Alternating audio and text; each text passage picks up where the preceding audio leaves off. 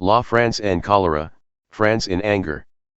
Over the past 2 years, this phrase has appeared on signboards, websites, social media, and on the lips of politicians and the public at large. French incandescence stems from stagnant wages, income inequality that has been widening since 2000, insulated elites and an opaque bureaucracy that has created what could be described as the Great Payback. The first round of France's presidential election is a confirmation that the lid of a political and economic pressure cooker has come off.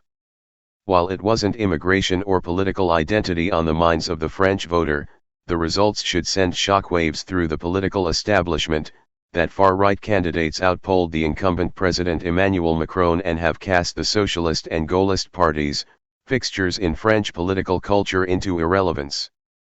The hollowing out of traditional French political parties, which began in 2016, continues. Macron has fallen dramatically. He swept into power at age 39, running against 11 candidates and handily beating his main rival, Marine Le Pen. His political party, La République En Marche, has been described as a democratic revolution, winning 308 of 577 seats in parliamentary elections. However, that optimism for revolution is tempered by voter turnout, which in 2017 was the lowest in French history. Macron has joined a league of politicians who have tried to reform the French political and economic system and failed.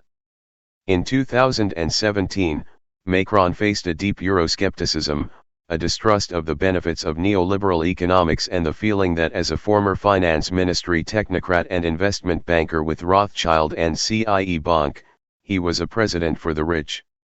In this portrayal, Macron has faced a yellow vest movement and then the COVID-19 pandemic, the former gaining traction as inequality in French society became undeniable and palpable.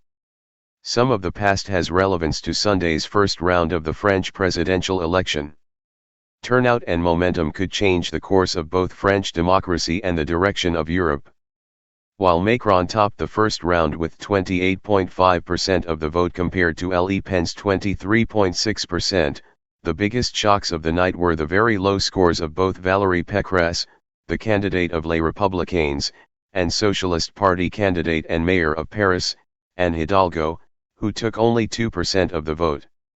Also noteworthy was the performance of the Green Party, Europe Ecologie Les Verts, at just 4.63%, as the environment was listed as being at the top of French voters' concerns. As the Yellow Vest movement was fueled by Macron's decision to increase the price of diesel, the lessons of the first round are clear: economic inequality is driving voter sentiment and an increasing number of French view the elite as out of touch. Troubling now for Macron is that the initial poll after Sunday's election shows the race too close to call at 51 to 49% in favor of Macron. France risks a backlash against the status quo political parties, as was the case of Donald Trump in the United States, Rodrigo Duterte in the Philippines, and Narendra Modi in India. French voters have shown little concern over Russia's financing of Le Pen's political party, or the fact that she visited Moscow prior to the 2017 election. Her 5-point increase demonstrates that her past has not damaged her future. Her future could be the undoing of the international order, according to the White House, who has worried that a Le Pen victory would unravel the NATO alliance. A Le Pen victory would be another domino to fall in a consequential series of elections, of which Putin-supporting Hungarian Prime Minister Viktor Orban won a fourth consecutive term on April 3. Again, French voters are not so much concerned with right or left, as Le Pen was nearly toppled by the leftist Jean-Luc Mélenchon, a famous NATO skeptic. He recently called NATO an archaic institution that should have been dissolved at the end of the Cold War. Anti-internationalist sentiment may run high in France. In 1994, President Bill Clinton ironically said that the American people deserve a government that honors their values and spends their money judiciously, and a country that rewards people who work hard and play by the rules. While this concerned welfare reform, his era witnessed the hollowing out of the American economy, as free trade agreements dismantled principles of human rights and pushed China into the economic spotlight. Those who cautioned against globalism were derided and ridiculed. It was ironic as Clinton was a beneficiary of an anti-NAFTA crusader, H. Ross Perot, whose share of the vote likely unseated President George H. W. Bush and launched Clinton's presidency. The anti-globalists would strike again in 1996, and return in 2016. Macron and the West should brace themselves once again. This new decade promises to be the era of anxiety rather than another age of reason. Post-COVID nervousness about economic recovery, the return of the Taliban in Afghanistan, and a horrific war in Ukraine are enough to either cripple electorates or motivate them. The proof is in Le Pen's chances and the possible re-election of Donald Trump in 2024. Macron, if re-elected, will not be able to ease tensions as his reformist agenda, delayed by COVID-19, will once again be a fierce battleground. Others are in the same predicament. Boris Johnson's approval ratings are at 30% and President Biden's presidency has been called cursed.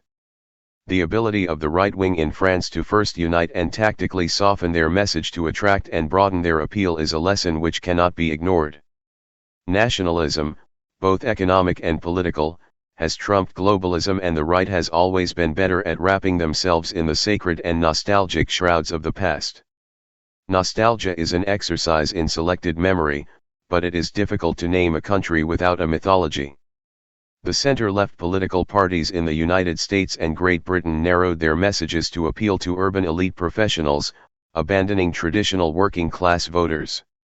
Hillary Clinton's basket of deplorables statement, in which she categorized Trump supporters as racist, sexist, homophobic, xenophobic, Islamophobic, was tactically suicidal. In France, Le Pen's strength was in parts of the country where jobs have been outsourced. The North, with a proud history of coal mining and the setting for Émile Zola's best-selling epic novel Germinal, is a Le Pen stronghold. What is true in northern France replicates itself in West Virginia, the Rust Belt, as well as in Manchester or Liverpool. Le Pen and, to a larger extent, Eric Zemmour have played anti-Muslim/migration cards. One cannot win a majority on this one point, as right-wing populism has many complex drivers. In the words of one analyst, migration need not be quantitatively remarkable to impact media and political discourse. Imagined migration can be equally divisive. The role of social media and disinformation in stoking fears cannot be underestimated. Unscrupulous politicians can create fears and build walls, both real and imagined. What will France and Europe look like at the end of the decade if Le Pen wins? In conclusion, win or lose, the ability of Marine Le Pen to be in a statistical tie for President of the French Republic, and the inability of the left and the traditional political parties to craft platforms to envision messages that win elections places the liberal order at risk and threatens to unravel a post-war system which was designed to temper the forces of extremism. France's pivotal moment is also ours.